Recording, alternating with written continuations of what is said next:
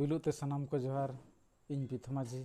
आदिवासी सेंगेल अभियान Karanje sub divisional committee सभापति मयूरभंज ओडिशा खनिज मेनेआ। आदो तेहें आपे नौकान इंटरेस्टिंग वीडियो अगुएआ जहाँ से आपे को मने रहो नौका बापू उहर दाड़े का जे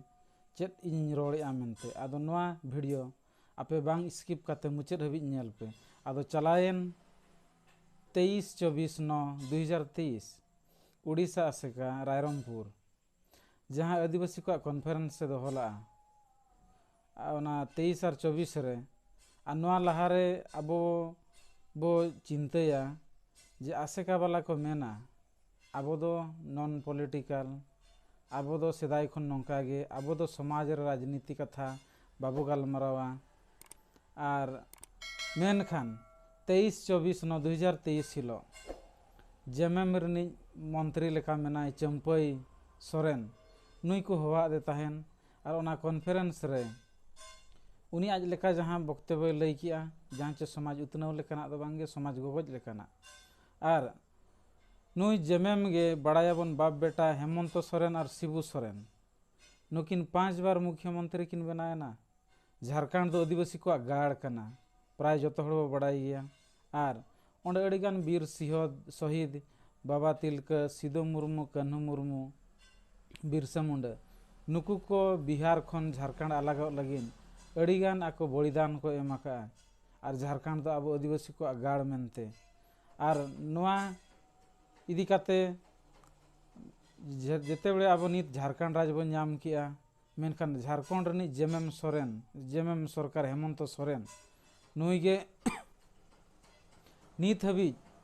अब झारखंड राज रे सांताली राजभाषा बाय लगुईया। नोआ इदी काते केंद्र सरकार मेन किया जे झारखंड राजभाषा हुई दाड़ेया और ने लहा रेगे द्रौपदी जेते बड़े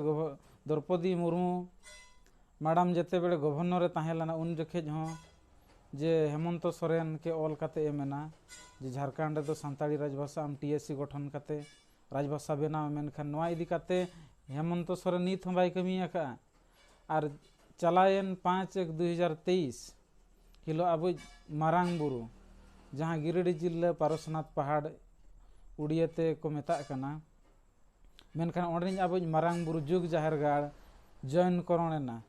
मेन दो जेएमएम कारणते 5-1-2023 हिलो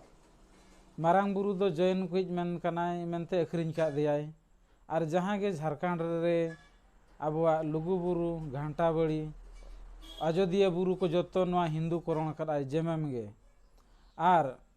नॉय बो नेला लैंड पुल नुतुम ते अब आदिवासी को हड़पन को नोआ झारखंड खने लगायत कुआ नौकान हालत रे आदिवासी अब मेना बन और वीर शहीद सिदो मुर्मू वंशज रामेश्वर मुर्मू मार्डर किया को 12-6-2020 रे मेनखान सीबीआई जांच मेनखान नित हबी जांच बाय करावला आ नॉय नित प्राय बो नेलेत गया कुड़बी को आदिवासी लगिन और आबुआ जुड़ रेजो लगिन नॉय जेएमएम गे 8-2-2018 तारीख हिलो 8-2-2018 मसीहा रे एतहब आज के मेनलाई कुंबी को भी आदिवासी का दर्जा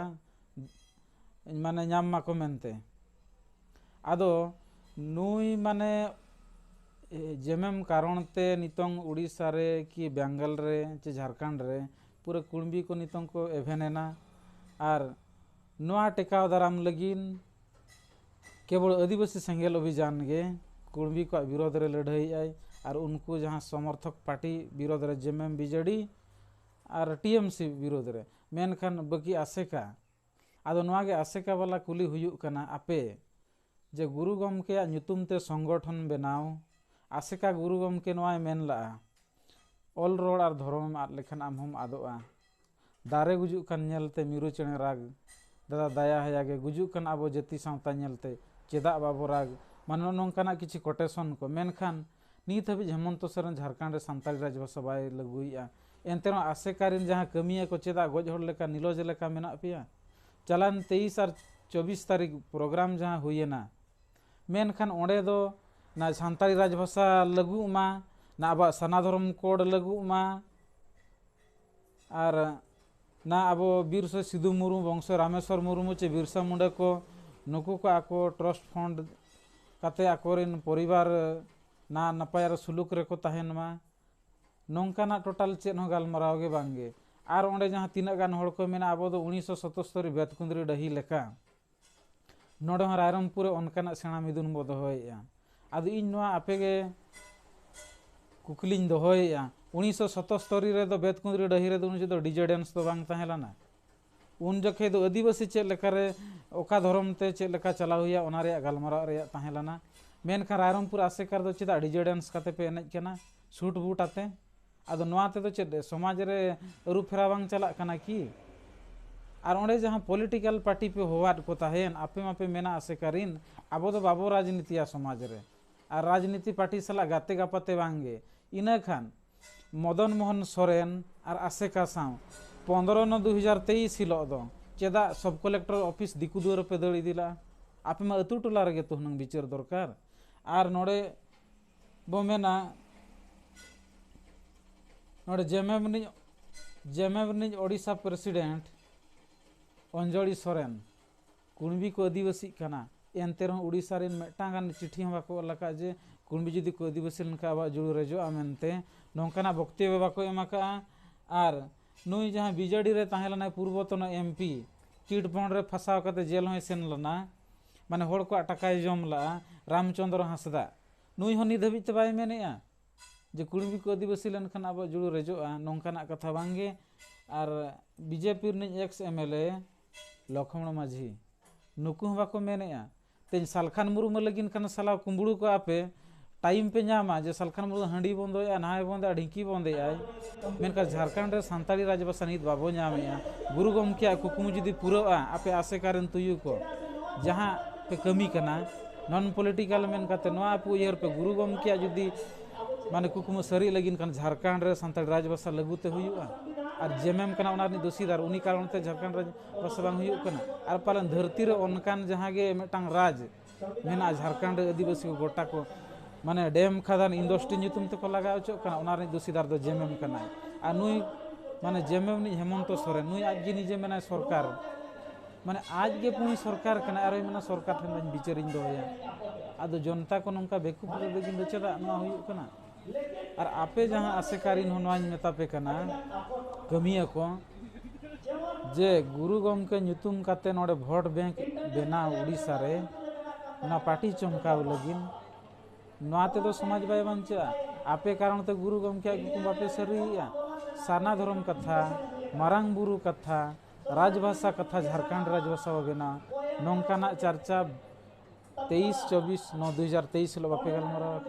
केवल ओंडे अड़ीगान किछि गान हड़ पे नौता लेट कोआ मेनखान ओंडे अपना अपिनिया कथा को लई किया नीत हो कुली को खान ओनारे 28 बिचार गलमरा बनु बेतकुंदरी डही रे तो 28 गलमरा ताहेलाना मेनखान नोडे जहां ओंडे दो अपना अपिन लई का आर ओंडे जहां पे प्रोग्राम किया जे उना देश दिसम हड़ जुदी पे नौता लेट कोआ इना खान कुणबी को आदिवासी खान आबा जुड़ रेजो कना नोआ इदी कते दो चेदा ओंडे बापे मेनला चेदा नोआ रे हम जवाब एमते हुइया पे आर नोय आपे हली रगे आदिवासी संगेल अभियान दो कुंबी को आलोक आदिवासी मा ओना लगिन पुइलु ते 1/9/2023 उड़ीसा सरकार चिट्ठी ओला दिया जे कुंबी जुदी को आदिवासी लेनखान आबा जुड़ी रेजोआ ओना हिसाब ओना इदी काते ऑल काते नवीन पटनायक के मादा मेनखान आपे आसेका वाला नि धबिते टीवी ना रे पेपर ना टेलीविजन रे चेट रे हो तपे बाय नेल जाम कना इना खान आदो सनाम होड़ आपे बिचार पे तेन आसेका दो मेनाय नॉन पॉलिटिकल आबो दो समाज रे बाबो राजनीति आर नुकु कुंबड़ू को सला सरपंच सला हो लेना देना तको चलु को अतु करे नेल को पे इन दो पके नेल कत को तिना गान नुकु इनडायरेक्ट दो को कॉन्ट्रैक्टरी सला को गाते गापातिया आर बांखान किछि सरपंच को सला वार्ड मेंबर चे नुकु एमएलए को सला अन हाते दो को मेना आबो बाबो राजनीतिया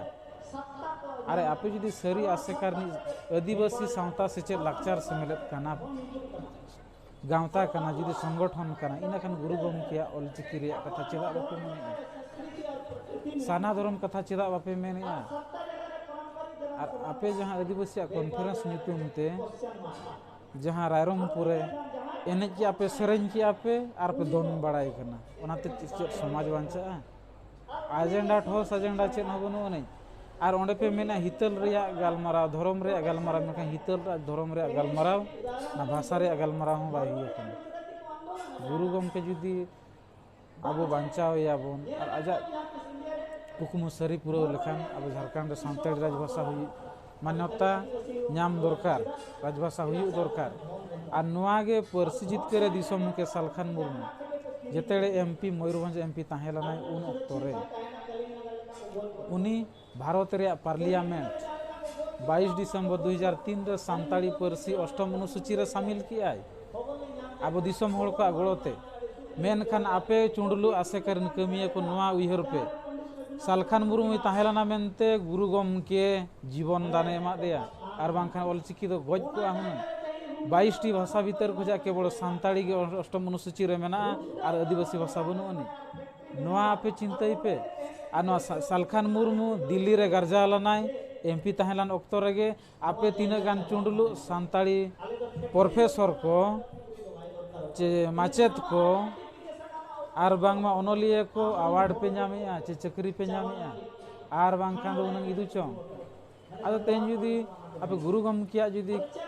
कुकुम बापे सरी ओचोया इना खान आपे गुरु गमके हमुद काते जे धोकेबाज कमी बगी पे नित दो जनता को ठीका किया जे 23 और 24 तारीख जहाँ प्रोग्राम पे दोहला ओंडे दो केवल ओनली एनेज अब सेरेजा अब जम अब निया अब दोन बड़ाया ओने उनका आदो देश दिसम रिन ना वीडियो आपे शेयर पे ज़्यादा ते ज़्यादा और नुकु आसे करे जहाँ कमी है नॉन पॉलिटिकल को मेनका नुकु बो ठीक कुमा और नुकु तेज खन बो बड़ाई किया जे नुकु दो पॉलिटिकल पार्टी सला गाते गापाते काते नुकु माने अब को आदिवासी गगज लगिन आसे का दो छुटवा कना माने जेएमएम सला गाते कना और किछि आसे का बिजेडी सला को गाते कना किछि टीएमसी सला माने दो उनको सला को गाते कना माने कुंबी को आदिवासी का माने अब को गज गया आदो नवा वीडियो ओनाते आपे ज़्यादा ते ज़्यादा नवा शेयर पे और सारी जिनिस बढ़ाई पे और नवा गे मेन कातिन मुचादिया मा सनम को जोहार और नवा आपे बढ़ाई पे जे नुकु आसे का गे अतु टोला रे दालाली काते होड़ रुमु बुलु डांडम बारन डन पानते लेकान कमी रे को झली थली काते को दोहवा काट को निर्दोष हड़ को डांडो में को और उनको अतु टोला रे को बिचारिया और ओंडे जुदी मी हड़ माने कम ते बिचार काते तोपा जगह रे नुको आसेका वाला दो ढेर काते डांडो में को बखान को बारो में को नोंकाना कमी हो चला कना और नुआ आपे बड़ाई पे दिसम हड़ को आसेका रे जहां तिना को कमी आ नुको द आकोर गिदरा ना रुमु एजेडा का ना बुलु चेद हो बंगा हंडी पुरो कोनो को सा काट को और नुकु आसेका दो को मेना आबो दो दिकु दुआर बाबो चला समाज रे बाबो राजनीतिया और आबो दो सेदाई खन नंका गे और ओनाते सनाम दिसम हड़ आपे नेल पे जे नुकु आसेका ᱧᱩᱛᱩᱢ ते तेहेन राजनीति को चलुइया और गुरु गमके को सामांग आका दिया और राजनीति हड़ को सामा अगुयत कुआ और नुकु दो माने कोई एमएलए सला कोई एमपी सला एजेंट लेका मेना कुआ आदो ओनाते आपे सनाम नेनेलिया बोझा को नुकु आसेका को बड़ाई को पे ते उल्टे सीधे सालखान मुर्मू खान दो को विरोधिया जे सालखान मुर्मू राजनीति या मेनखान नुकु कुंबड़ू दो चेत को चकाया ओंडे 23-24-9-2023 हिलो जहाँ प्रोग्राम रे ओंडे को इदी लेट कुआ आदो आपे सनाम होड़ नुआ बिचार पे बिचार काते जे आसेका को आपे अतु करे चे एरिया रे नेल को पे नुकु दो हनी नहीं माने भोट लगिन गे संगठन को बना का गुरु गमके जहाँ कुकुमु ओना दो नुकु दो खाली गे को कमी केना और जहाना गे बैसाख कुनामी मा एमान तेमान ᱧᱩᱛᱩᱢ ते एनेज को सेरेजा को जोमा को निया को आर को दोन बड़ाया आदो नो नोंकाना कमी ता को मेना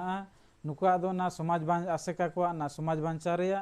ना भाषा बांचा रेया ना मारांग बुरु बांचा रेया ना मझी नायके को